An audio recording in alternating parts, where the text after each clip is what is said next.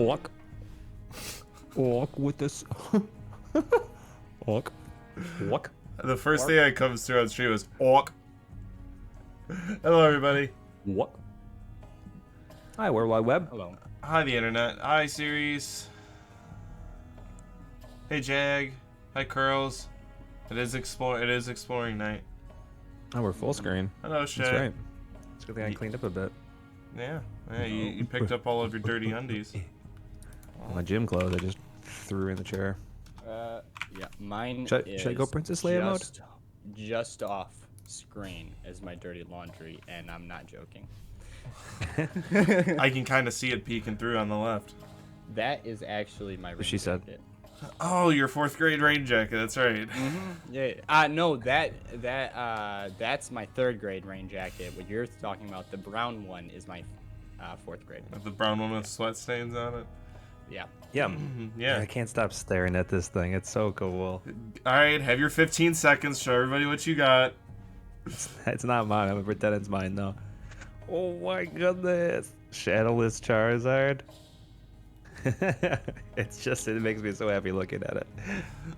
Always go Princess Leia mode. Should Nope, no, Jag, it's not merch. I like what you got. Show me what you got. Hang on. Disqualified. What if we had Pokemon cards merch?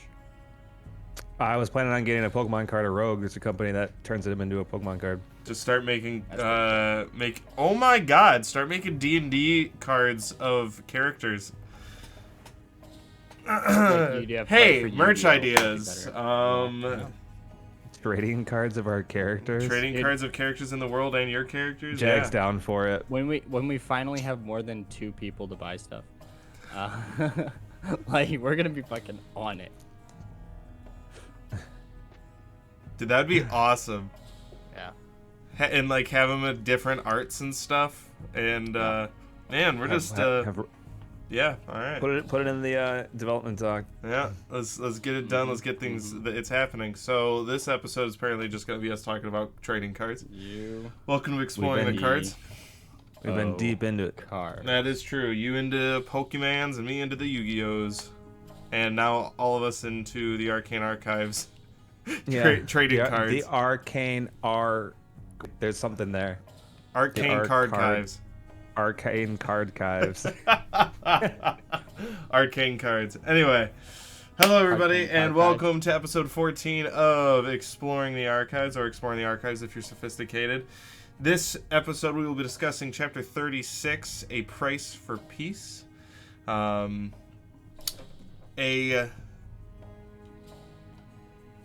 don't know how to word it. A very big lull in comparison to the episode before it, but still filled with a lot of juicy bits. The end. Yeah, the Collective started off in the Fighters Guild after a long rest, where they all also died. Smooth. Where they all woke up and leveled up. So that was cool. Everybody is now level 6. The party's level 6. As well as, that's weird. That's suspicious. What? Oh, where'd chat go? Where'd chat go? We did. You know what we're gonna have? We're gonna have another thing where we have like a 10-minute video and then the remainder. What? Which drives. That happens a lot with Twitch. Like it'll like do like a little blip, but then make you stream again. Then you have like 2 videos, like one. It's happened a bunch of times. Remember we had like for an episode, I think it was like 33, we had to highlight the entire episode. Oh, that's right. Because it was like streaming for 60 hours. We had like a 60-hour episode. So, did the video go It's down or been- something? I don't have any drops or anything. I don't know. Might have been on your end. Chat, did we go down? Do you still see us, hear us, love each other? I see. Yeah, well, I just had like maybe it's my end because I just had like it went like it just browned out and then. Love the Did you just juicy kick your bits? computer? Love the juicy bits. What the hell does that mean, Jess? Jack said everything's fine. Whimsy sees us. Alright, sounds good. Mage She's says talking me too. about Jezza and all of his juicy bits. That's my mating face. I get Looks back like a from the gym fish. full of tea and I just go, baby. Definitely the fish. What is this episode? Fucking nothing. It's so Episode far. It starts with 14. you going, Ort. Yeah, it's Episode 14, Pokemon making cards stupid spaces. and coming down from pre-workout. Oh, I said the episode was full of juicy bits. Got it. Nice fish chase, boys. Thanks, Roll. Or Revelry. Or 4. Or Roll for Revelry. Well, for Revelry. Man, that pre-workout's hitting you hard on the down end. Just trying to liven up the show, guys. I know. I Sitting next to don't fucking smooth even boulders. want to be here. Was your favorite show growing up Daria, or does that just obviously make me 30? It Anybody else obviously out makes there you know 30 'cause Daria? I've never heard of that show. Nobody's heard of Daria, huh? Jag is Wolf also or as old as Webley? Dirt, so he Wolf might know. Webley. but- Wolf of Wevelly. It'd be great to How see. are you? Roll for. Roll forever. All right, Revelry knows. Roll There you go. for You got some support from Daria's Revelry. dope. Ahead of it. All It was right. way ahead of it. It was very ahead of its times. It had some deep, dark, big thinking jokes. I'll Daria. While you Google that, so after leaving the Fighters Guild and leveling up, you all went to the Vunra Manor, took some time there, spoke to Zoomerin about a lot of things, and tried to figure out where Kane was.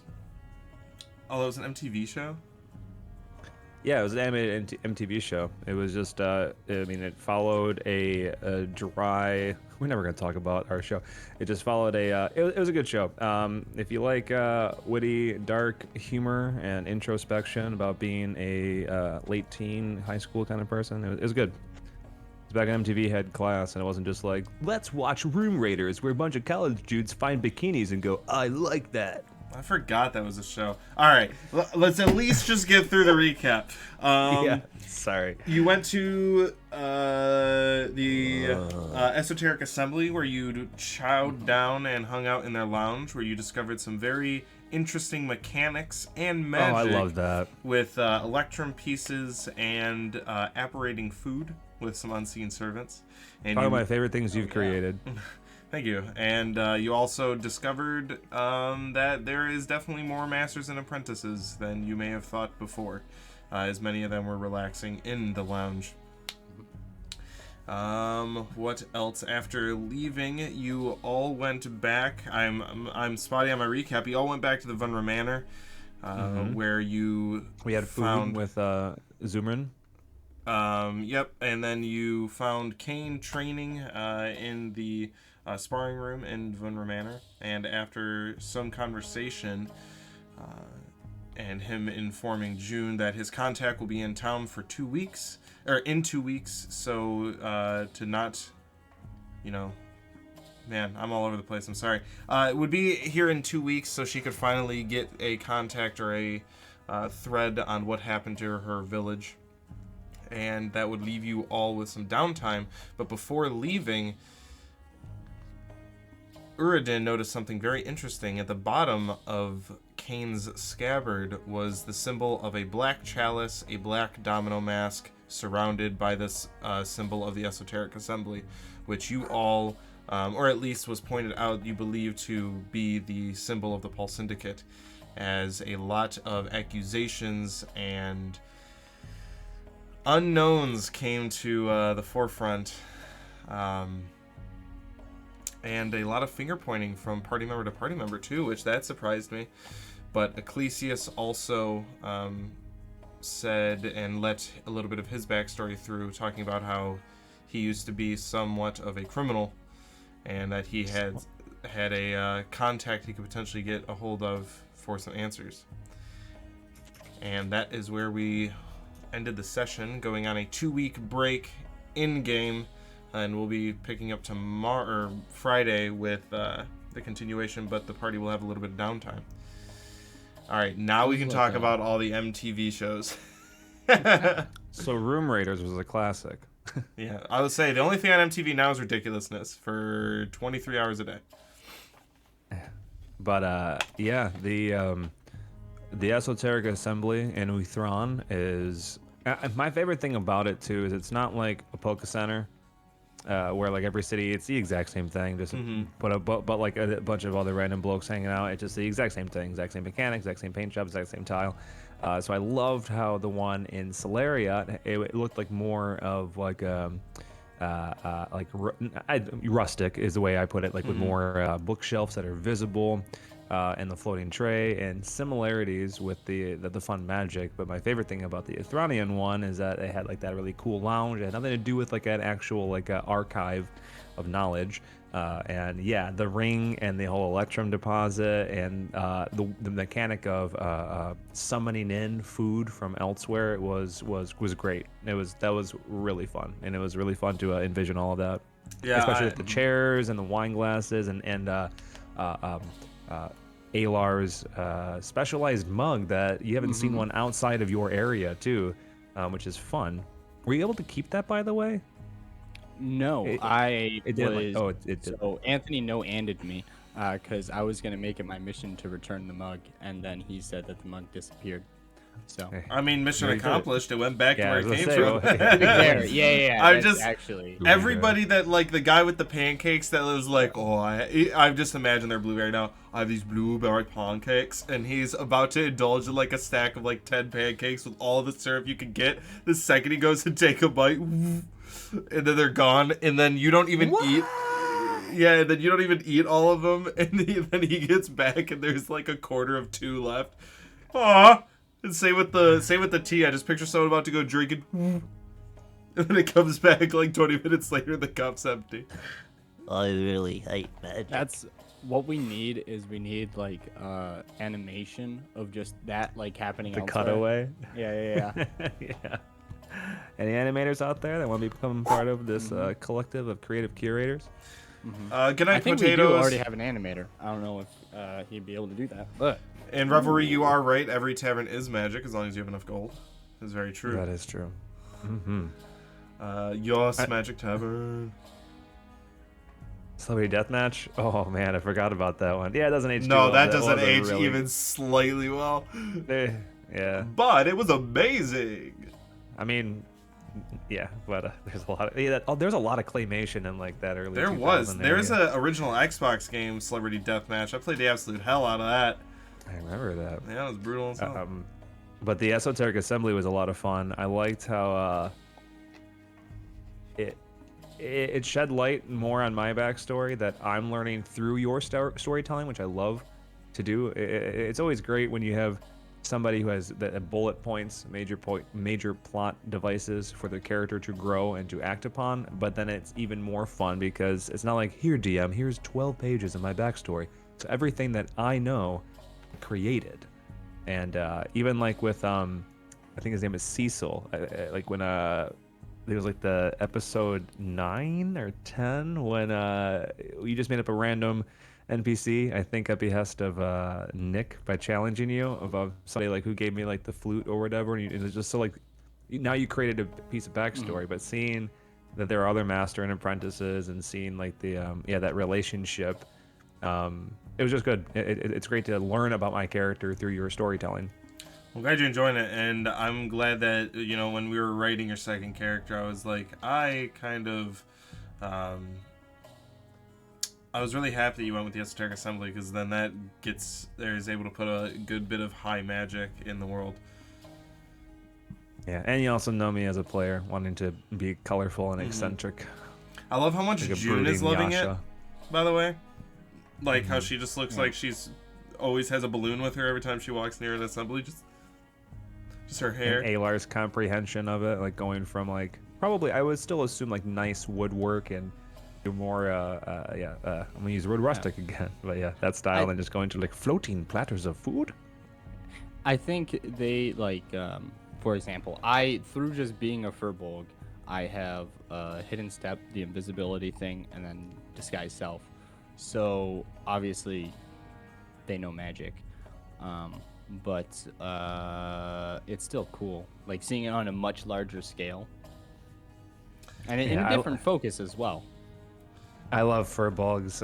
One of my favorite characters that I played as was a Furbolg. I didn't play him as long as you've had Alar, but yeah, it's just I like the idea that they can be kind, hardy, fearsome, and also timid and gentle, and more about like preserving the forest rather than going out and fighting for glory. And I think that you play Alar so well because you have that love for nature and pragmatism. But then when it comes down to it, you're also a fierce, loyal friend and warrior. Thank you. And apparently Canadian, because it's burned into my brain that Furbolg's a Adair when they talk. Adair. Kumat. Yep. That would have been a great accent. It would have been a lot easier on my throat. That's what she said. Magenta asked, how does Ecclesias feel about having some sort of proof that the Assembly's involvement in the Bureau and the Chalice? How does Ecclesias feel about having sort of proof? Ecclesias doesn't have any proof that the Assembly is involved at all. Ecclesias has not seen it, though he trusts Uridan, but symbols are symbols, and we don't know what they mean. I know as a player, you're kind of like, okay, we understand D&D storytelling where you drop seeds and then they grow and then you kind of bring them together. But Ecclesias does not have proof, although it's obviously, it really troubled him to find some sort of correlation with what we know to be bad organizations, and is one that he always thought would be pure. Maybe one that he didn't understand, one that he trusted because of how they helped him go out of his previous life. No denial it is, I see. So denial, no, it's being pragmatic. Like, I'm taking a page out of Alar's book, which was why I think Alar and Ecclesias get on, because we're not impulsive. Yeah.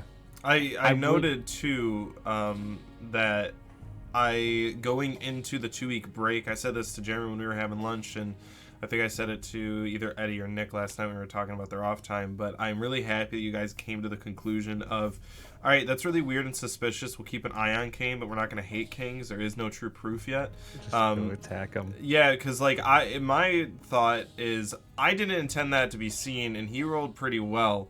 And he, like, I never thought somebody would be like, I look at his scabbard. And then I'm like, all right. So that really threw me. So Eddie said he looked at the scabbard? Yeah, he looked at the sword and scabbard specifically. So, like, someone specific... If he's like, I look at Kane and look for something weird, it would have been a really high roll to specifically note that. But when you're looking for you're just looking at that piece of leather, you know, it's a lot easier to find. But I'm happy that you guys didn't want to kill him, because then I would feel like you guys are living with him for 2 weeks, well, a week. So it would have been really weird to be like, all right, now you guys are on break and you hate him and don't want to, you know, so I'm glad it ended how it did. Jay says, why do Ecclesias and Zeo get on then? Ecclesias and Zeo, this might be a surprise for Jake, but Ecclesias, I don't want to say dislikes Zeo. I would say doesn't understand him as well as I think the rest do, because Ecclesias grew up almost a complete antithetical lifestyle. You know, dirt poor, stealing for food, and Zeo, of course, the silver spoon or spork in his mouth. So although Ecclesias enjoys his character, I think that there's still that. I don't understand how you had this whole life and you want to go out and swashbuckle and adventure and stuff. So it's like I think Ecclesias is still trying to figure him out, but by no means dislikes him. I think he's just trying to figure him out.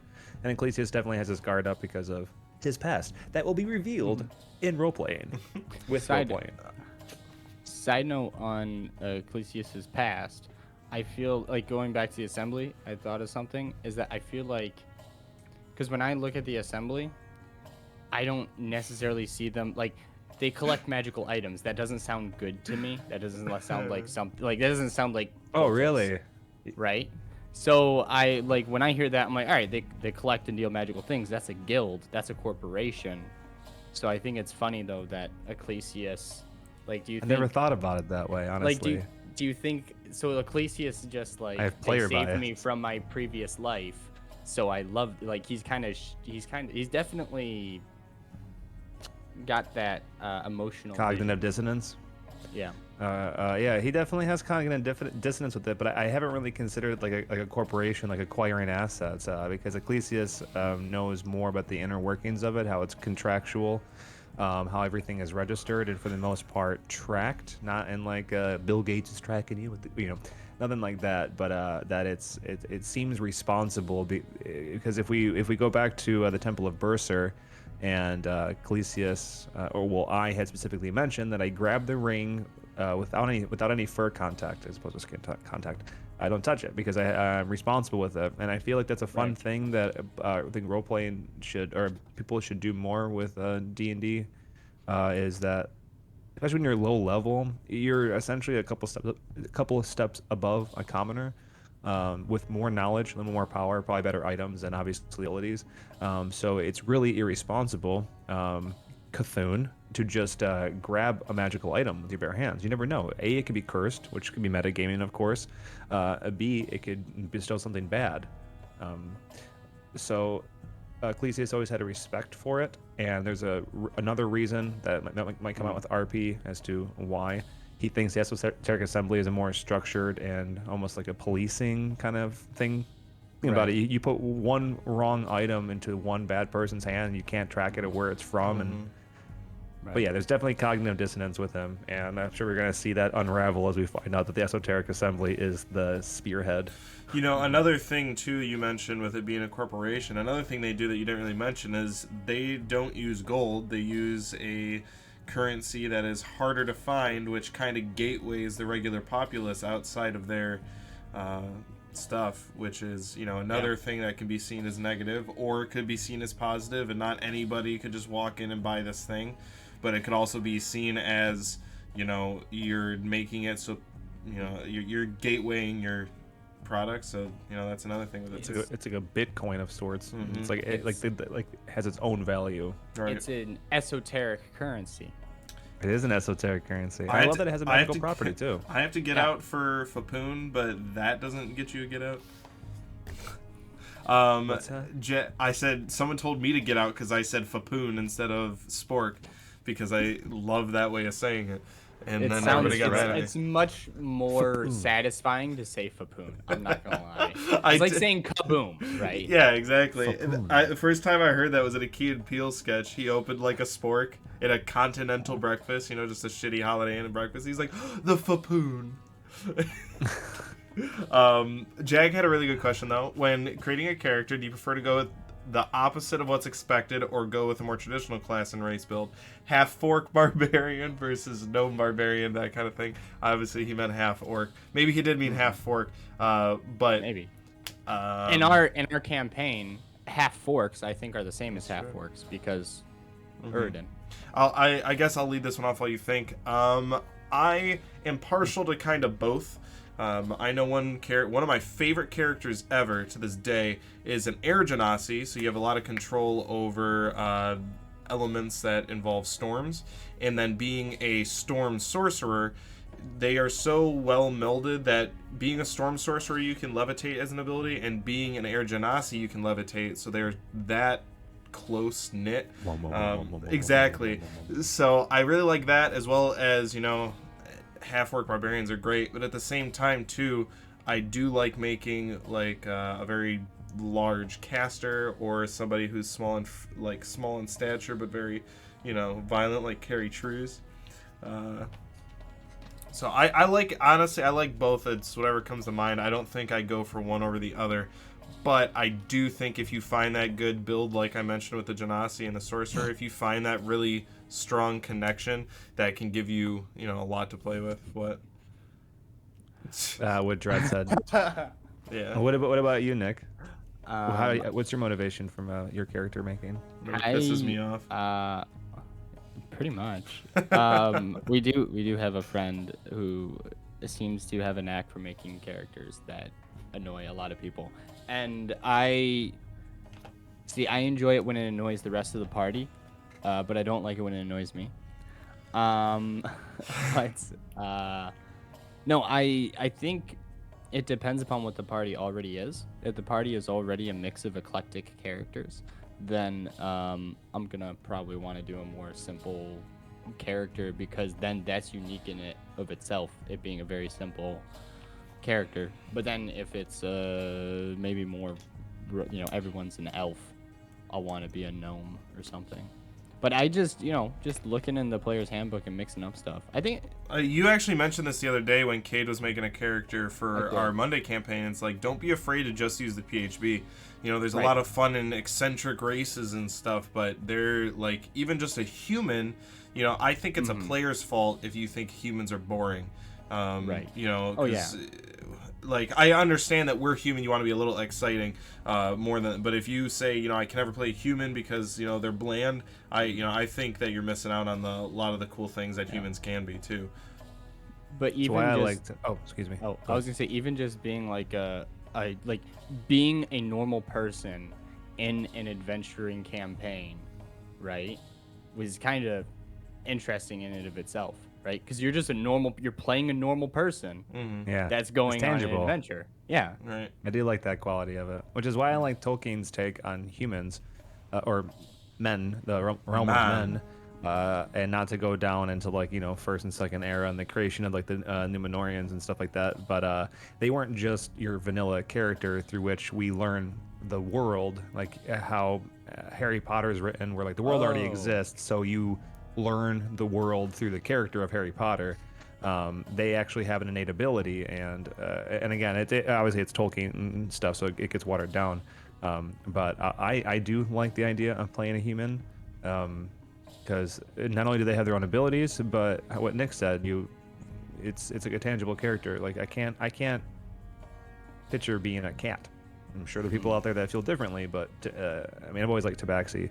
But when I'm making a character, I kind of go about it in a weird way, because since I'm classically trained in high school theater, it's hard to say that stuff, like, because I take myself very seriously. But I walk around when I have a new idea for a character, or I'm trying to think of one. I walk around my place and I think of voices that I think I could commit to. But one that I tried to challenge myself and learn something new, like when I did with Sven, like kind of learning like a cartoonish version of like a Norwegian accent. And then with Ecclesias, I create like the persona of what that person's going to be. And then I try to find a name and create the character before I even get into race and stats and class, because then I'm like, okay, well, if he talks like this, I don't think he'd be a barbarian. He'd be something smooth. And I was like, oh, a bard would be fun. I haven't played a bard before. And then then it just kind of rolls out through there. So usually I think of like a voice and like the persona before I even find a class to do it with. Yeah, I My like first that character, I was like, too. I want to be a wizard. I want to be an elf. That Right. was the first thing I did. But then after that, it was like even like the Furbolg that I made, I was like I really want to make a grove with just like this. I'm going into like another like Norwegian accent, but yeah, it's always like a voice and then a silly character because we role play a lot. We're like really heavy into role playing, as you can tell. Like sometimes we'll have a full session where we only roll a dice like 2 or 3 times. I really like that take too of creating its personality first, because then if you create the personality, well, I'll reverse engineer. If you come up with your class and your race first, and there's no wrong way to do this, but if you do that first, then you have to fit something to fit that archetype. Where if you come up with everything else first, then you can be like, all right, I have this kind of voice and he's into this kind of stuff. Now I look at what is going to help accentuate his personality in a class and a race, rather than what voice is going to fit this character I've already created. Kind of going on that, because Jeremy was just talking, Shay asked, how long did it take you to master Ecclesias' voice and accent, and what was it inspired by? Well, not to go off on a back patting tangent, in one of my campaigns, I had a evil duke that he would talk very sultry like this, and so I liked doing that deep and sexy voice, like, come here, I will caress you, and you can be safe. And I was like, okay, well, it'd be fun to have more of like a Spanish or something I can roll my R's, because I like doing that a lot. And that's when I was like, oh, a tabaxi, because like rolling R's, it sounds like a purring of sorts. And then like doing S's, I'm thinking, okay, well, a cat has an odd like snout. It doesn't have the same articulation that a humanoid mouth would have. So then like the eshes became almost like on the top of the mouth as opposed to behind the teeth. So then like after that, and just starting to roll into a voice like this. And so it was just constantly walking around and just being goofy, and Jess was always my one person audience. You know, funny Light to entertain. point on that too is like with this campaign, I said to everybody, even the people that have played like a character, you know, Jeremy, Jess, Nick, and I have played. Shit, I probably have 10 different characters I've actually like played. So like we've made more than one. But then we have like Jake and Cade. They've only played one character. So I told everybody, it's like you have to play something, whether it's race or class, that you haven't played before, something that's completely new to you. So like in our Monday campaign that Nick DMs, Jake plays and I don't mean this in a negative way, but your stereotypical rogue, dark brooding. You know, I mean, he went high full damage in. rogue. Like, he just Drow. googled Right, stereotypical rogue. yeah, and It's terrible. that's great. I'm going all in. But that's why I was Just like, fun. in your new character, try to go for. I think I specifically said, I was like, you know, your story right now is what was me, orphan, no parents, sad life, and now it's like, and now look at his new character, Zio. It's like It makes a lot silver of sense spoon, now. a lot of life in him, a very good home life, and then magic user not skulking in the shadows. So that was a big Fighters thing that up I close, said. you know, like come get me. True, and so back to Jag's original question, that's something that I kind of inadvertently forced on the players for this campaign was you have to play something that is new to you and you haven't done before. And I mainly did that because we had new people in the campaign that haven't played much. So instead of them being like, I'm doing all this new stuff I haven't touched much, but everybody else is, played classes they played before, it's fun where everybody can learn together. Two things. One, on a point about Nif, who's the rogue. He's had, I think, the most character development probably out of any character, I think. At least in terms of like what we've done in the campaign, we've done the most with his backstory. Yes. So that's, I mean, I was making fun of him, but I wanted to say that because it really has driven a lot of what I've created for us to do. But secondly, and they're not related, but going back to the voices things, I want to ask Anthony, how much of our voices have influenced your voices, and maybe how do you decide what voices you use for characters? Okay, well, first and foremost, the overarching. Well, I'll answer your guys' influence last because that's a big slice of that question. But I'd say that the accent that I believe I can do well or do the most correctly, at least to my ear, and one that I can hop into really easily is a basic English accent. So that's when I generally make common folk from across the land, have a very similar accent and just drop it low, and then if they're female I'll get a higher register, but it's very easy to hop into for me. And then so that's that way, and then I try to stay away from the stereotypical where like a Welsh accent is someone of a lower class. I try to avoid that because people. Because it's Filthy Welsh. Right. See you later, Wales fan base. It's just well, that's a stereotype of them, and I like to twist stereotypes a little bit. Kind of like where with Americans, you hear a Southern accent, and you don't really think high sophistication. But if you take someone who would be, for example, like an archwizard, and you give them a Southern accent, I think that's really fun because it turns things on its head. So it turns your expectation for the character too. And then I think it makes characters where if you met that one, if you just heard them talking, you'd be like, you'd have, your own subconscious, okay, this isn't that big of a deal. And then you're like, oh no, he can eviscerate the planet with his mind. But You give him like an Arthur Morthern twang. exactly.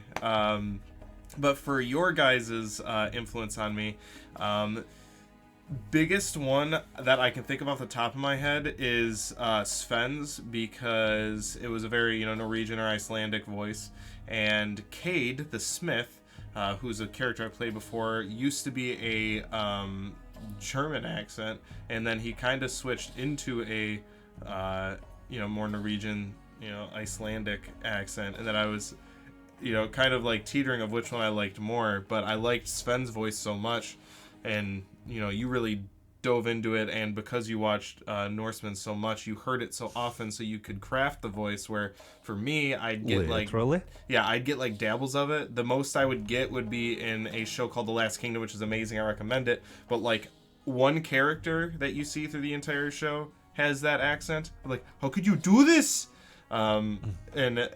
But you know, everybody else is English, so it's not as easy where everybody is speaking that way.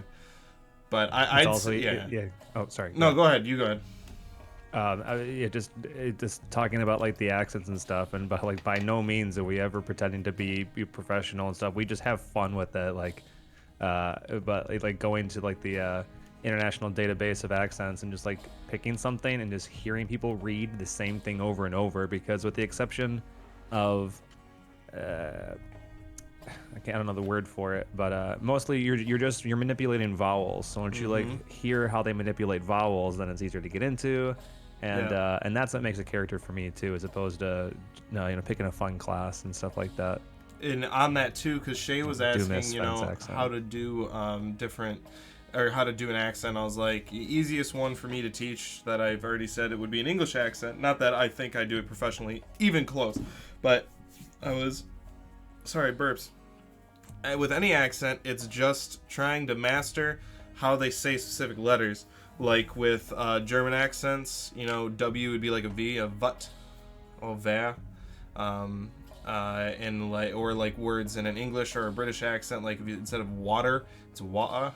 You know, in some, I think that's Southern London. I think water, or brava.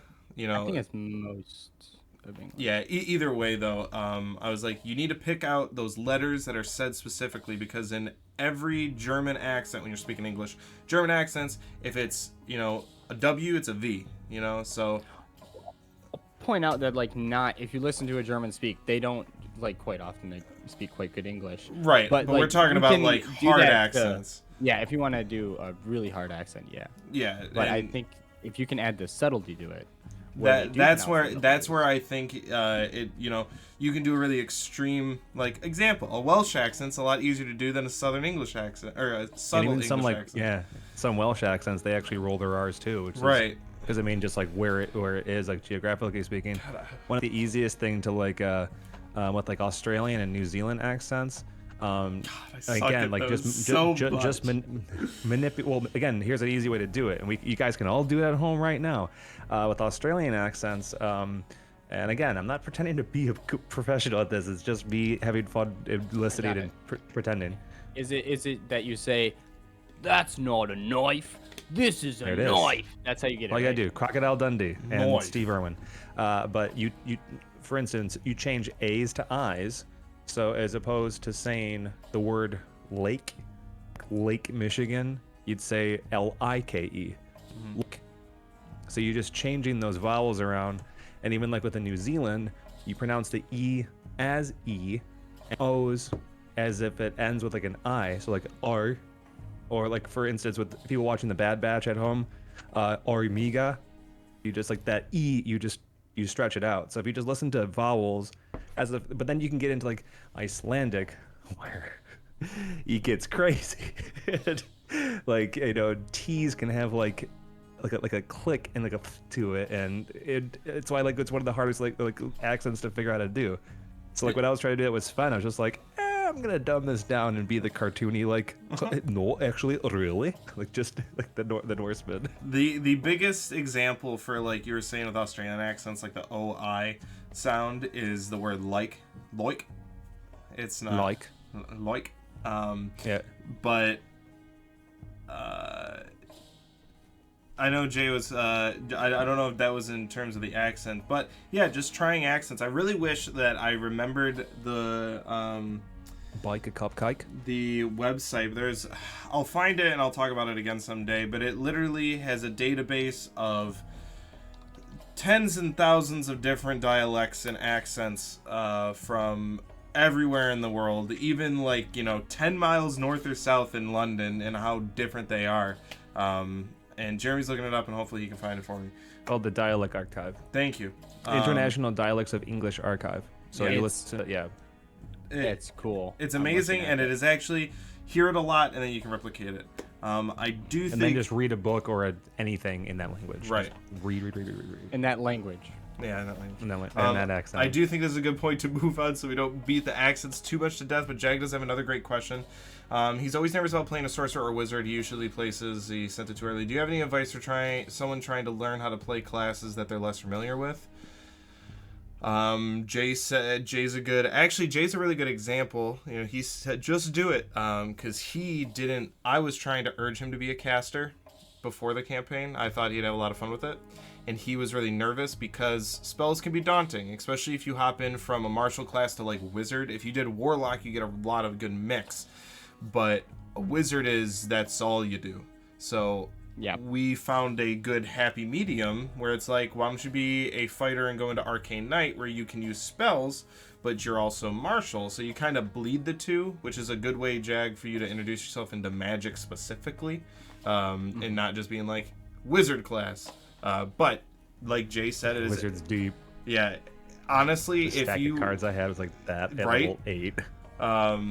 if you just I do. do it, you would probably be fine. If you like the idea of casting and you have a fun character idea for a caster, just play that caster.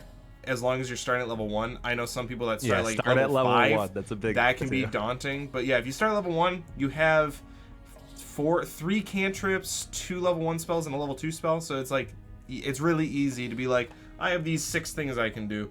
And then every level up, you get 2 more spells, so it's really not that daunting. But what do you guys think? Because you guys play a lot more than I do. Nick, you take this one away because you've played a pretty wide swath, and you are also a DM. I just think knowing your stuff is the best way of doing it. I mean, you know, just reading it, and you don't have to read the entire class, right? You just read, if you're Zio's case, he's a fighter Eldritch Knight, and then he selected some spells. So know what spells you got, know the abilities of the subclass and the main class, and then done, right? Just worry about that. As a DM, I 100% just trust my players. And then when I hear something that I think sounds wrong, I'm like, let me double check that, because I'm fairly certain either I'm not understanding or you're not understanding. Yeah. I say something that makes I us can lucky say- too is that like in this campaign, Jeremy's DM'd, you've DM'd. In your campaign, I've DM'd, you've DM'd. So it's really nice to have, like, if I don't understand something, I can be like, shit, and then one of you probably, between the 3 of us, someone has to know the answer. So that is also really helpful when you have players that also are DMs, but not players that are DMs that answer your questions. When someone's like, hey, DM, and they answer, that's bad. Don't do that. Yeah, the rules lawyer. That's why, like, I appreciate a DM or just everybody accepting the fact that, like, they're okay before Xanathar's and Tasha's and all these books that added so much more opportunity to put mechanics into the game. It's, in my opinion, of course, it's good for the DM to just say, here's a house rule so we can keep the battle going, the narrative going, and if it's something that actually would have drastically changed it, then we'll go back and then I'll say, hey, this is actually how it works. But me personally, I'd rather just the DM's logic and rationale drive the campaigns. After all, like, there's a lot of rules that were from Critical Role that I thought was just a base rule, like popping potions for bonus actions and stuff like that. There's even like a lot of arguments with casting a spell and then a bonus action cantrip and stuff like that. So it's whatever the DM makes sense of. But as far as like getting to, because I'm a victim of avoiding classes that I don't particularly care for to want to play. I appreciate when people like to play it, because I've always been around somebody who's like, I want to be a barbarian. I'm like, please do. Because like I've never played a barbarian. I didn't want to be a barbarian. You want to trade? Yeah. But like when I hopped into Wizard, I just thought it'd be fun to cast spells and stuff, but then really overwhelming. But then what I found the best part about the spell casting, if that's specifically what's daunting you, is if you have a DM that requires components, fun, because it can add some extra RP. But if not, you can use what the components call for to breathe life into that spell. Like, for instance, like casting invisibility, you need bubblegum and an eyelash. I think one of the coolest descriptions of it was, I don't remember her name, but it was on an episode of Critical Role in season 1, or maybe in early season 2, where she like blew a big bubble of bubblegum, and then plucked out an eyelash and like popped the bubble gum, and as like the bubble like burst over her, she was gone. So you can do a lot of really fun flavor just by reading what the spell costs.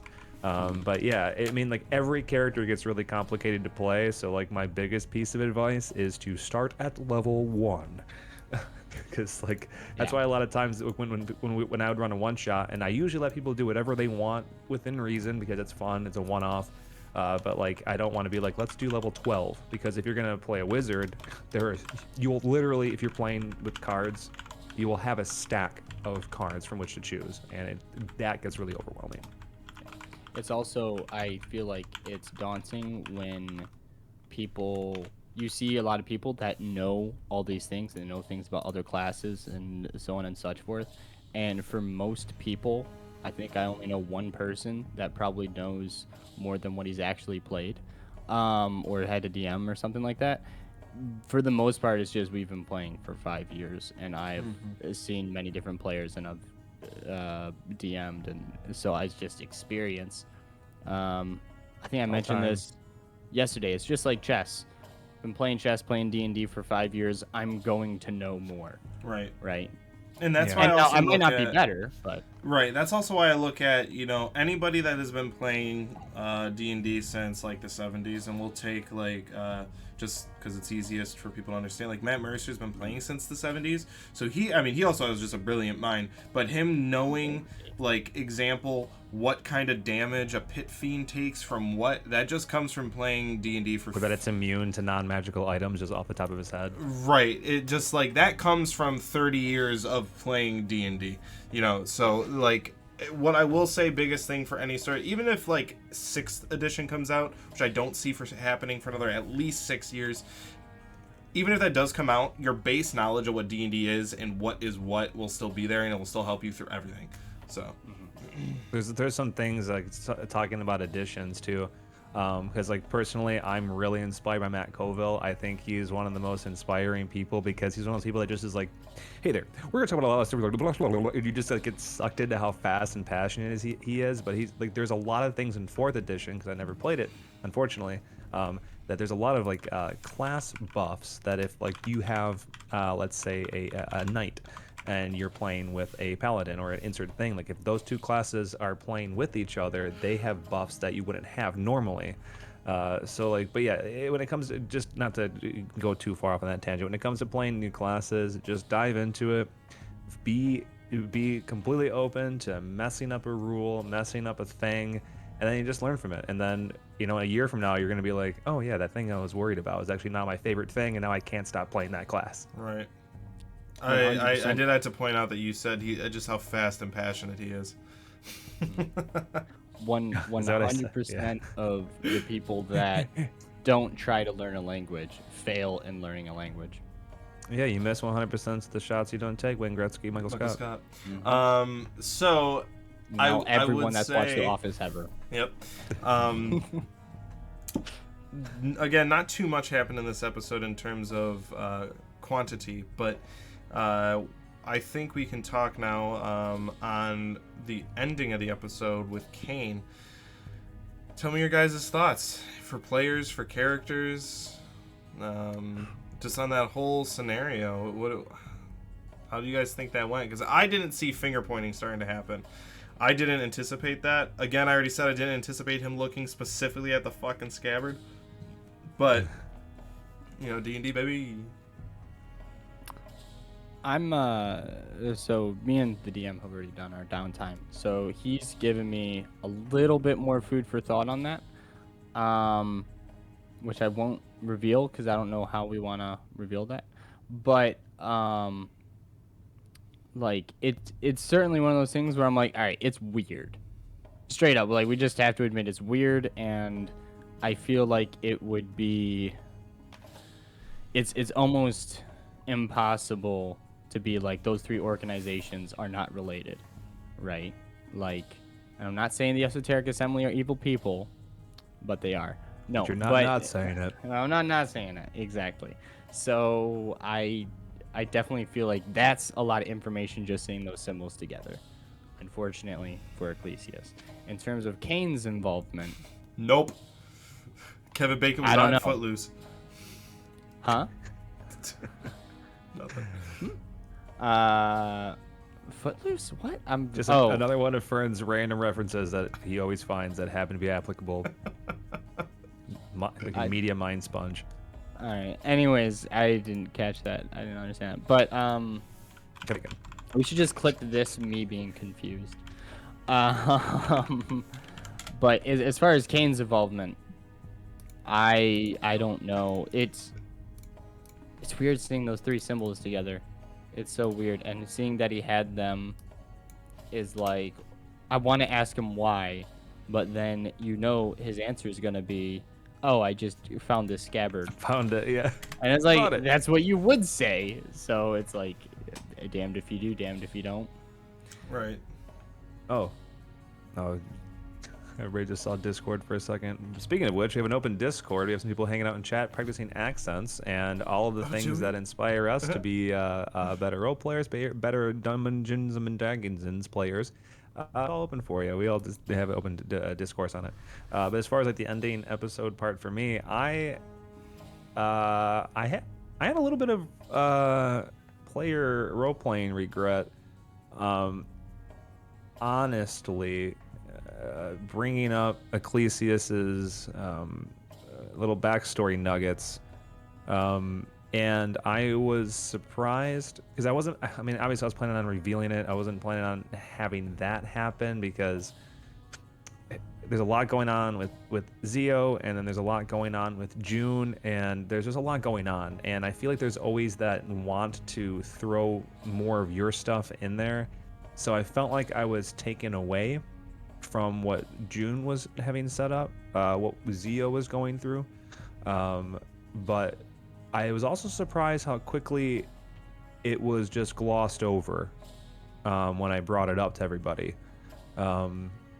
Because obviously the idea of Ecclesias trading one group of hooligans into a potential other one is deeply troubling, which is why he took a step away, which is why I think Alar and Ecclesias are, because as opposed to being emotional and impulsive, he's like, I need to take a step, I need to take a breath.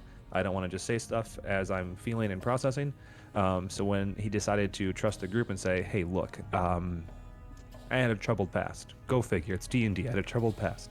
But yeah, he was probably going to keep that hidden for as long as possible. But after he kind of admitted that, he burgled, he deceived, he manipulated, and he allegedly has been proven in the court of Beast, his thanks throne. for that resub for 6 months. Yo, thank you, buddy. Hey. 6 months Thank sub. you. It takes two people, allegedly. Let's say 3 months. Does 3 take two months. people. 3 months from a sub, baby. If they're really sick. But yeah, it got glossed over fairly quick. So I don't know if that was the right time to do it. But we'll find out in the 2 weeks downtime, and you'll find out what we all did in our 2 weeks downtime this Friday at 7 p.m. Eastern Standard Time. But yeah, when I mentioned that that Ecclesias viewed himself as a murderer, and then we just moved on. So I was just like, I guess they're cool with that. I guess there's no more there. I mean, of course, we'll see. But It's one of that's why I those- felt like I regretted throwing my backstory bit in there. It's one of those things where one, Alar, as you said, he's pragmatic. He's not going to confront you about it. So like that's one thing. But two, it's like, all right, I've seen you act, so I trust a lot more of what I've seen. It is concerning that you have that past, and it's concerning that maybe you can be led into the wrong groups, which makes me hope that the collective is not the wrong group and we don't know it. What if he's here? Volvek he was was the there good, a couple times. Volvek Who are was the we? good guy, and he was actually stopping the Yeah. bureau. You guys suck. That would be a fun twist. We find out that like we can't. It's Yeah. like what's the Detroit Become Human, where you can continue playing after you made a bad mistake throughout the entire game, and then at the end you're just like, and then you died because of chapter 2. Yeah, because you didn't pick up the sock. But there's not to reveal too much of what Ecclesias wants to try to do on his 2 weeks downtime. I am curious as how the rest of the group is going to handle their trust in Ecclesias, as well as how delicately they're going to handle the relationship with Cain. Because if we, Alar was very pragmatic, Uridin was very pragmatic, saying like, let's just keep like nothing happened. We know the information. That's like playing a closed hand, because we could potentially really ruin Jess's or June's connection to her Rosebud, if you will. So if that happens, we might have a falling out with the collective. And as the chat is wondering who the sleeper is, there's a lot of moving Ecclesias. parts now. It's fucking. We'll see. And he knows 2 it. weeks I know downtime. you know it. I know you know it. Hey man. I didn't even think of that, but yeah, if you guys all turned on Kane there, and you guys like were adamant and were like, "Yo, what's going on?" and like kept pressing him, depending on his answers, how you guys liked his answers, what his actual affiliation is. Yeah, he could have been like, you know what, fine, Zio, you're cool, but I'm not gonna, stand here and be head fingers pointing at me. Peace. Or if he is a BBEG, he's just like, all right, I'm just gonna kill you guys. So there's a lot there that, like you said, Jeremy, could have like, all right, well now I guess June will never find out. Yeah, so I think it was a smart move on Nick and Eddie's behalf to play their characters as being cool and collective. But because that does worry me, because I'm also thinking, and again I mentioned this ad nauseum, that I try not to get ahead of myself with predicting story, because I like writing stories as well. I just try to play in the moment. But Cain gives me strong Bronn vibes, Game of Thrones reference, where he's just he's playing the winning hand. He gets the money for doing the thing, and whoever is the highest bidder. There's a lot of things that could be going on, so it doesn't even necessarily mean that any of these groups are evil. We don't know much about the Black Chalice, so that's another hole in our information. We don't even really know if the Bureau is evil, because we knew that somebody was defect, and they said that, Brick, all he really said was, if you leave, they don't like that, and his morals didn't align with the Bureau. So that, again, it wasn't concrete. And then obviously Ecclesias has the cognitive dissonance with admitting that the Assembly could potentially be up to some nefarious no-goodings. So there's a lot of moving parts. Yeah, there's even moving parts in the sense of, not that this has been pointed out before, but just to kind of put even another nugget, is like, in any guild, we'll take the Bureau for instance, in both extremes. Let's say that they're a good guild. There's going to be sections of it that are probably bad. And if it's an evil guild, there's probably going to be sections of it of people that are, defecting or want to be good. Same with the Esoteric Assembly. So there's, possibilities where, yeah, the 90% of the Esoteric Assembly is collecting these, documenting them, make sure they don't fall in the wrong hands. But then might be another 10% that's like, hey, we're actually really evil and we're collecting all these, and Kane's a big BEG. Yeah. Oops.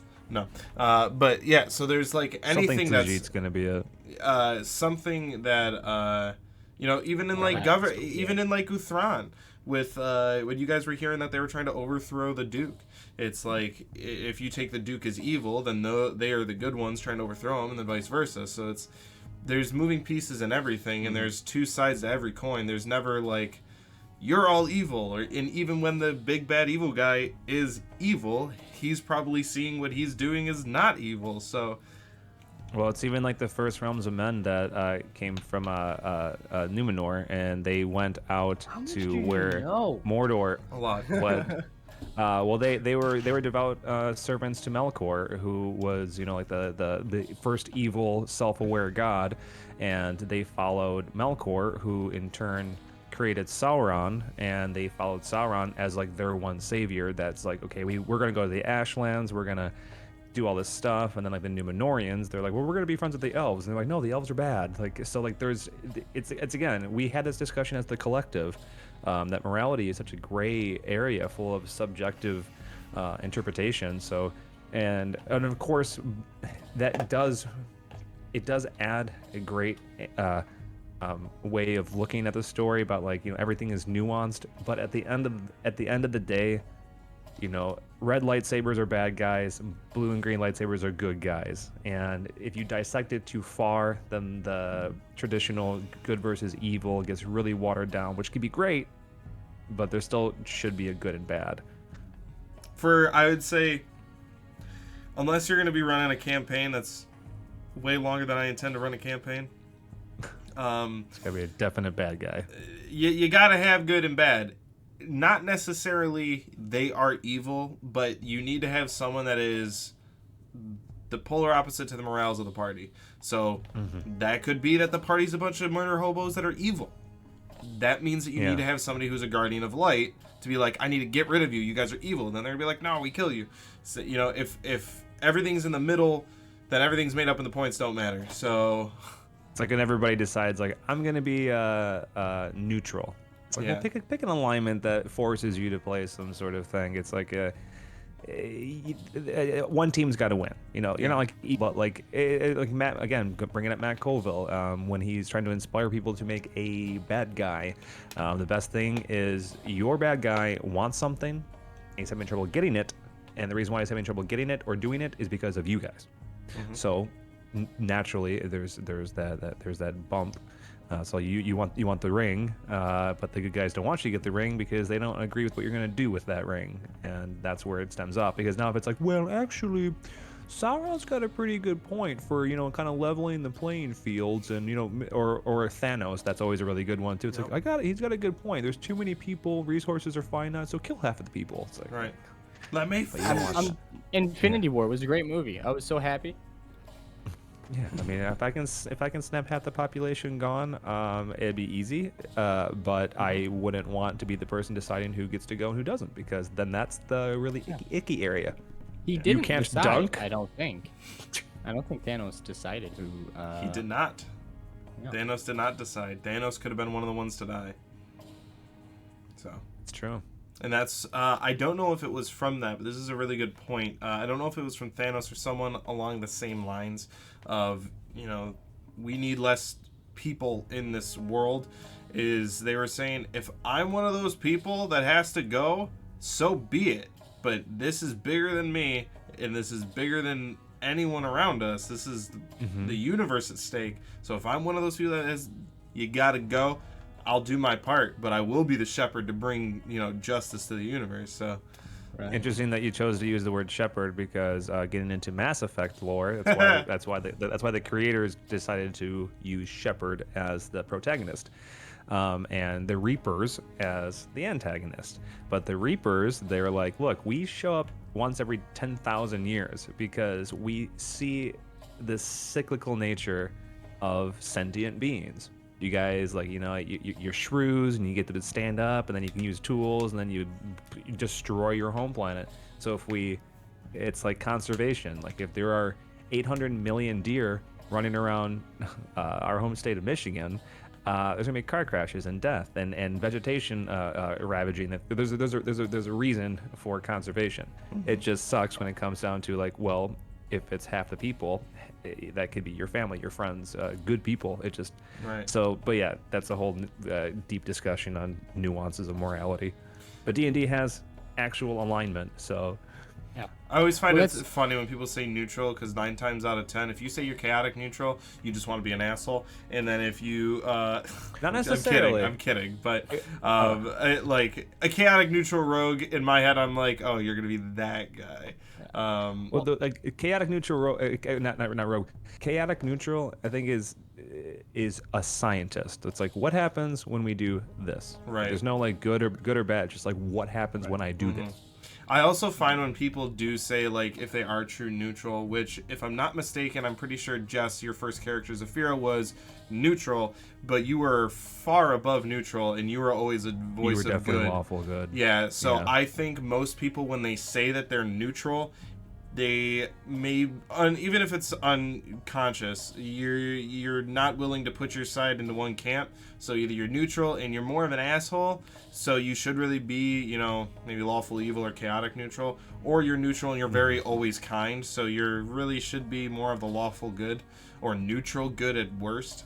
Because that's another fun thing about lawful, is that, like, if you are truly lawful and you go to some town that's like, burglars get their hands cut off, but you consider yourself a good paladin who's, you know, lawful, and you steal, like, a little kid steals bread, and you're like, them's the rules. Yep, yeah, You know, that's like, the law. That's how you would have to play that. Alignment's always a weird Wow. One of my favorite characters You could be like, is well, also my chaotic laws neutral. where I'm so. from, we don't cut children's hands off. It's like, well, So- then go so back goes there the- with no yeah. hands. I just, Tell but them where how I'm our from, laws are. yeah, for where Yeah. I'm from, I don't lose my hands. Well, you can tell them that handless. It's like Americans going to Taiwan and making fun of their royal family. It's like, oh, but where I'm from, I can do whatever I want. It's like, yeah, but where you're from, you go to prison. Yeah, but where you here. are, you die. Do you think lawful, a DM should punish players that lacked outside of their alignment? That like went off of what their alignment says? Yeah. So like if June started killing everyone. I want to hear your guys' point of view before I say.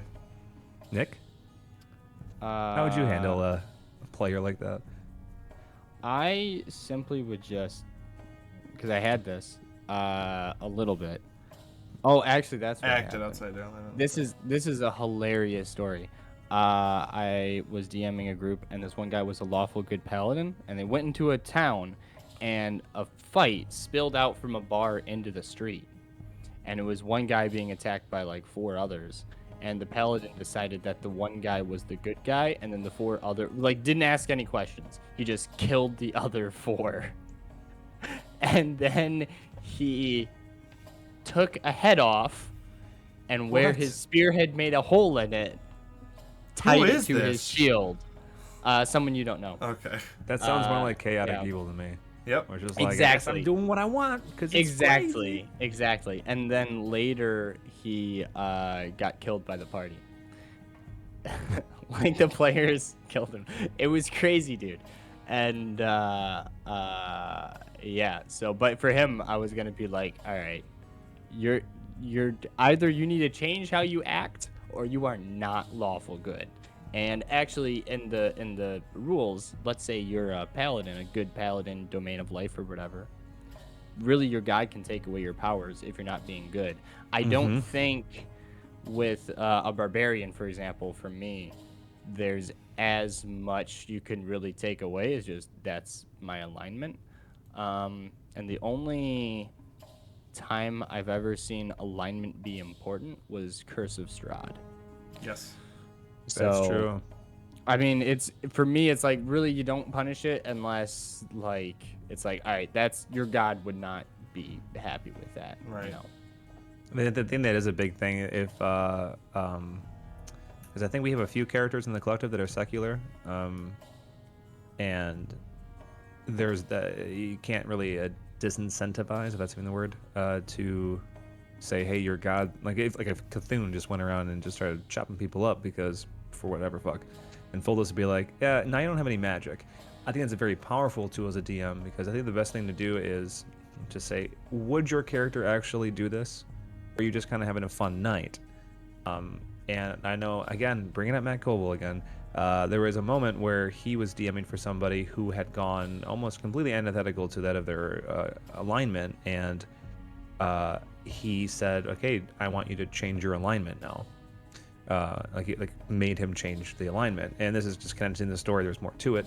But I don't pay attention much to the alignment when I was DMing, but if somebody was doing something that was completely against it, I would, without them knowing, kind of craft the story to draw in more things that would be obvious to them they don't want. So if there's like a good character who decides to, like, I'm gonna go pickpocket that person really quick because they want money and they want items and stuff like that, it's like, okay, I'll let you do that, but since I know that you're good and that's not a good thing to do, now you're going to draw eyes on you, and it might, unless you try to persuade somebody like, no, we're the good guys, we want to help you, they're gonna be like, no, I saw you do this, and they're like, oh, my actions have consequences.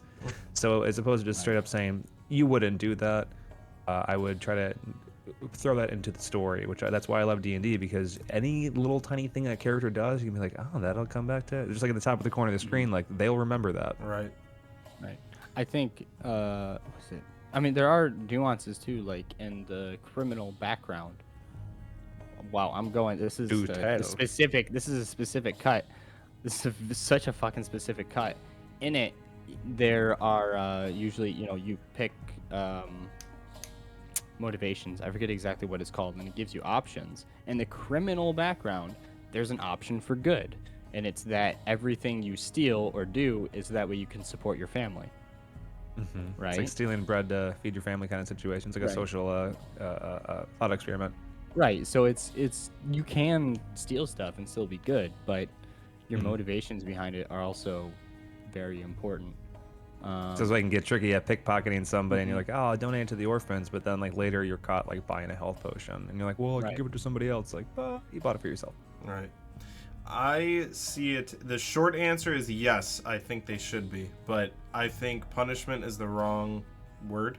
The word that I would use is that there's consequences. So, and that is, consequences also seems like it's a negative connotation, but I think consequences just mean it's the opposite of what you want. So a good person doing, let's say a lawful good paladin murdering a bunch of people, the consequences would be, and an example would be, your god takes away the power they've bestowed on you. But an evil person who starts giving back to people around them, there's going to be consequences of that too. So even if they're not religious, let's say that they are just part of an evil organization and they're giving back, well, the consequences of that evil organization would kick you out, hunt you down, something. There's consequences. So You're not getting discounts no more. right. So I also look at alignment as just a very good suggestion.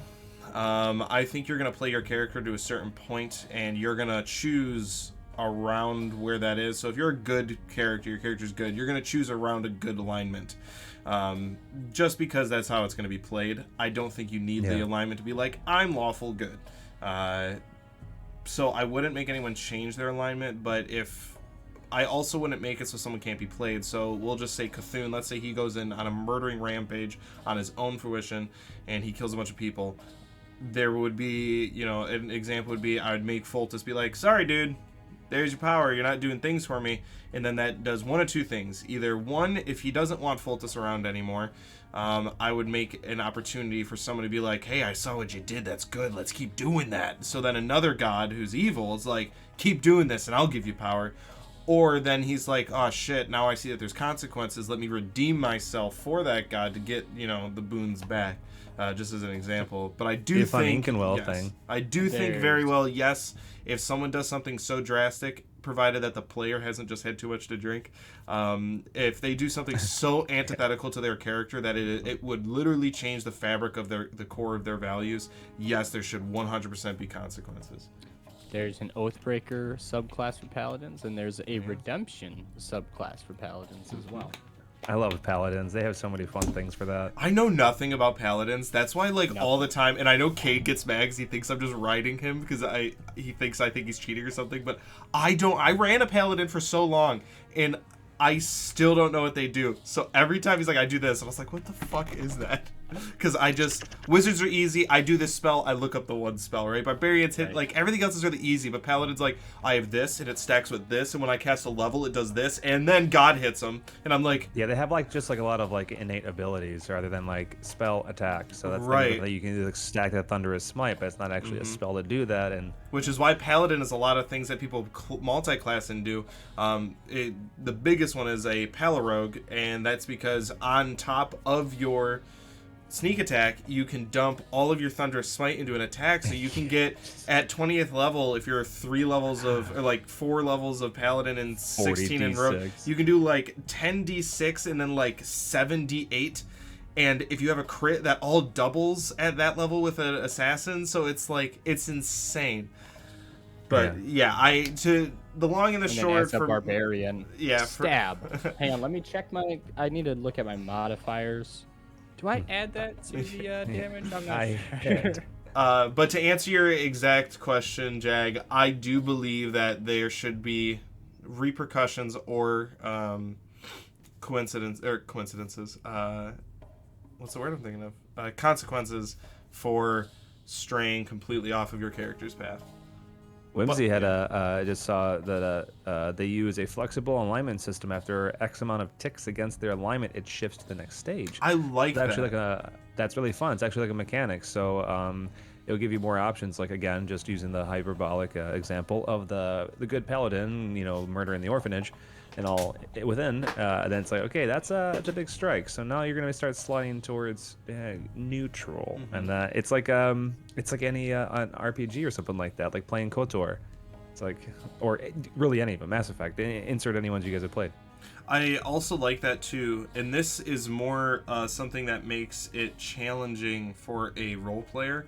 Is like, yes, like you could say, oh, my alignment went from lawful good to neutral good, right? And it's like, if you look at it on paper, it's not that big of a change, but I think lawful neutral. Yeah, but I think it comes down to a really difficult thing sometimes, but also very powerful thing a character can do, and that's where if it does change, then you actively are either trying to go back that way, so you see your actions changing, or you are doubling down on your previous actions that made you go down, instead of just being like, if you're lawful good, you kill a bunch of people, you go down in alignment, but then you just go back to being good, and you don't show that path of, man, I fucked up, I really need to work on it. You just go back like nothing happened. Yeah. That's where I think a lot of it comes down to, being a good role player too.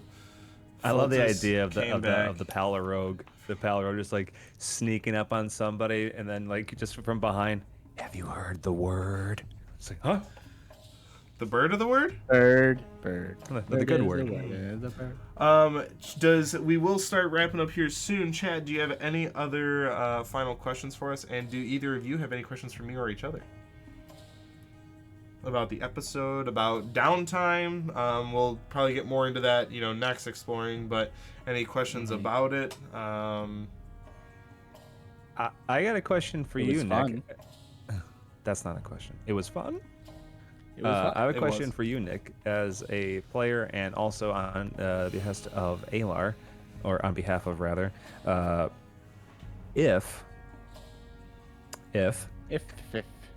If we find out that the esoteric implicitly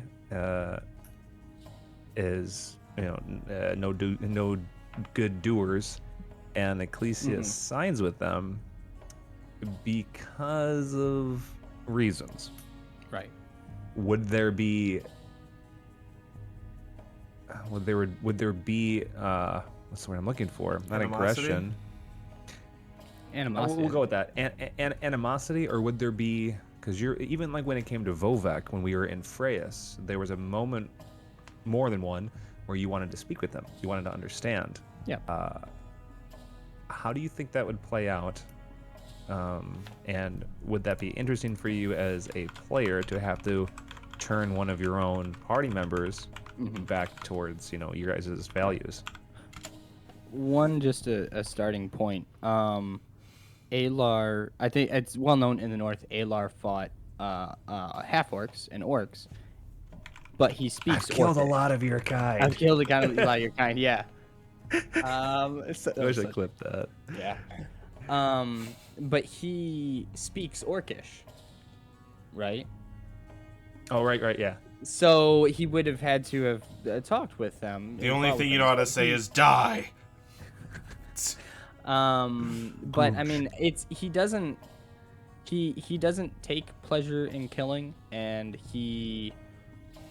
also like taking down an organization does not necessitate killing people, or so maybe he would be upset with Ecclesias, but that doesn't mean like he has a respect for the grind, if that makes sense, right? Like for example, when two soccer teams take to the pitch, they and on the field you hate each other. Actually, a boxing ring might be a better I was example. gonna say soccer. This is weird. Yeah, but I like think boxing. yeah, exactly. Like Muhammad Ali and Tyson, I'm sure they had the utmost respect for each other, but when you're in the ring, you're fighting each other. You're literally trying to knock each other out. So You see that a lot too in boxing, where it's like, I fucking hate you, I'm gonna fucking fuck you, and then afterwards, afterwards, it's I have a all, lot of good job. respect. He made me work harder than I've ever had to. exactly. Yeah. So I think he would be. I'm not mad. I'm upset or disappointed. disappointed. That's it. Disappointed. Just disappointed. He'd be Upset disappointed. father. Thought eye review. Yeah. Theseus so he'd isn't be allowed to side disappointed. with Assembly if they are evil. You're not allowed to only make characters that leave the party if they and turn evil. I Well- mean, Alard, if Cthulhu would have To see the world in black and white, Killed- young CEO. if Cthulhu would have killed Vovek, I was in my head being like, all right, Alard's gone dark. Like he's like, I don't know if you guys have seen Unforgiven. I need That's you a to very- explore this because you've never said this to me, and I need to hear this. Really? Yeah. Okay. Oh, because of the as- bond, Yeah. right? Okay. Now he's Yeah. stuck with Vovek. And he's like, I didn't want this. Now I'm stuck with. There was one person that he wanted to be stuck with for eternity, and right now he's separated from her. And cheating on her. Continue. Once. And moral complexity. Furbolgs have an open relationship. Yeah, exactly. The children of the Um, forest. Yeah, exactly. But now he's stuck with Vovek. And he'd be angry. He wouldn't want that. He'd be stuck with the Raven Queen as well. Someone who I think he probably almost incited her smite. Like he wasn't necessarily. He was a little curt with the Raven Queen. So like I think he would have gone evil. The Unforgiven, which is a fantastic movie, I would encourage you to watch it. And the very end, like this, is Clint Eastwood plays a gunslinger who's gone peaceful, and now he's got his children up on a farm out in the middle of nowhere. But he's called back to do something, and at the very end, he starts drinking again. I guess is the way I'll put it, and that is exactly how I imagine. Alar would go. It'd be like, all right, well, I guess this is now, there's no getting away from this. So funny on that too. I had a contingency if somebody else did kill Vovek instead of you, or last strike, whatever. I didn't know which way I was gonna go, but a heavy part of me was gonna have it be a metaphorical. You're stuck with him, not that it would ever be told to you, but if the Raven Queen said, "Hey, he's gonna be bound to you for life," and then Cthulhu kills him, and now you think that he's bound to you for life. Anything that seems slightly coincidental and that relates to Vovek, you'd be like, it's because I'm bound to him, and stuff like that. So there's a part of me that was like, I might make it metaphorical where, I mean, he's dead. A god can do that, but maybe below her pay grade to do that. And I was like, I think that would also be very strong to be like, you're just always going to think he's bound to you because he is now, because he lives in your memory. Would you have turned it into a mechanic where, let's say, we were faced with a moral decision, and Alar had to make a con or a whiz save, and almost like I can't think of the item, but anyways, where Vovek is now your inner monologue, and take the food. I think that make would be a save, lot of and you're like, fun. Yeah, I think that would have been a lot of fun. I love stuff that incorporates like roles that require a character to do something. Yeah, I like definitely that. I would think it's a lot of probably fun. put that in there, but I would have it be it wouldn't be any more part of the story. It might be your story of like your individual story of you trying to free yourself from him. But yeah, that's why I wanted it like as, if it does go wrong, because I was ready to have Vovek's story be done with you guys. It's 35 weeks, no, probably 40 weeks. Including breaks of you guys chasing to kill this guy. I was like, I think everybody's ready for it to be done, and so, but yeah. I mean, Alar in the beginning said he wasn't. I think he was the only one that said he wasn't necessarily seeking vengeance. Believe so, Right. yeah. Yep. Yeah, so Alar he did was mention basically that. forced to seek vengeance, and then so. Jag, to your question, yeah, if we had a episode like that, a lot of people are doing secretive things, not in the sense of nefarious. Read the question but, though. what Just did for you like feel, when it goes on YouTube. Yeah, what did you feel that Please answer the taking the question. week off was needed instead of having a character development episode? Do you think it was just going to be a boring like shopping episode? Pretty much, yeah, because it's 2 weeks. So if I kept it where people are having RP. Sick moves. We would probably get through a day because people would be talking to each other 24/7. So just being like, you have 2 weeks, what do you do? And then, hey, you guys can do things as a group, what do you do? Is a lot easier. And it's also a lot better for content because streamlined and simplified. So I like it too because then we can talk about what we did. And yeah, or maybe even think- not, which is kind of great because that gives you character development to help yourself too. Like if something big happens, that people will be like, I didn't even realize that change, but yeah, it's kind of a big part of you that you fought a giant ogre in your 2 weeks and never told anybody about. Yeah. It's Oh a yeah, did I fun- mention that I just killed the dragon my whole self? I grabbed him by his tail and I threw him to the Feywild. Yeah, it would definitely be a very split the party thing. Because Yep. Yeah. just for a couple examples, not to give anybody specific, but someone's spending a lot of time at this one guild, somebody's spending a lot of time at this one guild, somebody is taking time outside of Sage or relax. So it's like, yeah, everybody would be split.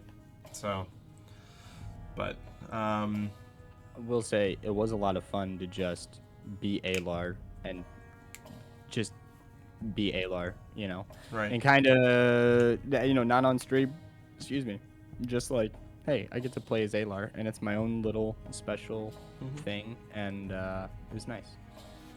So for the final question I have to both of you going into next episode, and I need you to give me some answer. So you can't say I'm not sure. Damn. Who do you think, if you already have known or met them, Kane's contact is? And if you don't think you know them, make a guess of someone you might know that would be his contact. Carlisle. No, I'm kidding. Let me think. The guy from the haberdashery. Yeah, that guy from the haberdashery. It's funny. Carlisle is a fun name to say. I love that name. It's a great- Carlisle is a cool name. While you think, I Not Jag got it. is Son the of a contact. bitch. Damn it. Way to That's go, where you know Jag. it We went. can't have fun now. There's I want- gonna be a character named Nightbot. Like, I'm not gonna say there's gonna be, but please make a character named Nightbot. Love With just like a Warforged. K. He could be a Warforged. Nightbot. Haberdashery. Haberdashery. I'm wondering if Kane is wrapped up in the Paul Syndicate. Wait, the contact for June. Yes. That changes my answer. Who do you think his contact for June is? I honestly haven't even given it a thought. Yeah, I need a second to think. I was gonna think that. Yeah, that changes my answer completely. So, at first, I was thinking. I honestly thought it wouldn't be someone that we would have known.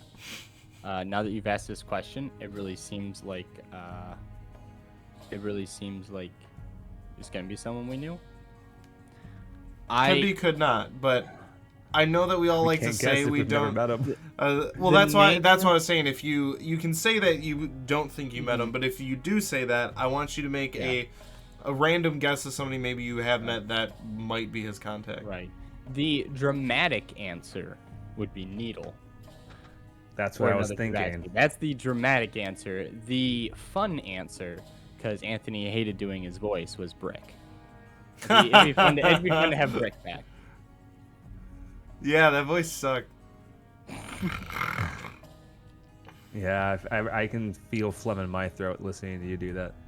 I was thinking Needle until you said specifically for June, because then that would be complicated if the Needle was accused of killing Lord Udal and everything that transpired after Death of the Noble, Chapter 1 on YouTube. Two-parter. But as far as a contact for June, we haven't met anybody that had any relations with that, so I'm wondering if Tajit honestly has any part of it. Because Tajit was like he was unassuming until we caught him doing his Snoopy stuff and leaving his ears laying around. So I'm curious as to if he will be coming back. Also, we know that we dropped him off in Freyas, but he was also... Oh yeah, no, he wasn't a kid. He was like 25. So yeah, I honestly haven't given much of a thought, but I think that Tajit would be interesting to see come back and figure out how he knows something. But I think it might be something we don't know. I had Sorry. a super fun idea. Oh. June from the future. That's funny. We're not techie. We don't do time travel, Morty. Don't make fun of my ideas. Let me be tacky if I want to. That'd be so good though, like June from the future, and then like she comes back, and then oh man, that'd be fun. But Oh, she's not a tits. chronergy wizard, so She's a graviturgy, so June from the Earth. June from the The yard. yeah, I Gaia, get 'em. Mother Earth. Well, on that note, I think this is a good place to be ending the episode. Thank you to everybody that stopped by. We will be rating somebody today. They have a really funny name and play on D&D, and I'll reveal it in a second. But Beast, thank you for the 6-month resub. Shay, you said that you have a sub baby. I looked. Next month, you're an 8-month founder. Next month, you I think might have one of the first sub babies. So that'll be fun. You're welcome for the stream, Whimsy. Glad you enjoyed. I'm honestly really Thank excited you to for hear being here. Shay's accents that she's been working on. You're welcome. Thank you all for being here. I am going to start the raid now. Make sure you go over there and give them some love. Hashtag Spork Army and all the such. Their name is the Action Surge. And they are also remote, it seems, so that is definitely something that we can relate on. But make sure you drop them a bunch of follows, give them a bunch of love. We'll be over there. And we will see you again on Friday for Chapter 37 of the Arcane Archives, where we come back after the 2-week vacation that the collective has had to see and meet June's contact for her homeland. Everybody have an amazing night. You're all amazing people. Thank you for the subs, follows, and watches. Take care. We'll see you Friday. Much love. Bye-bye.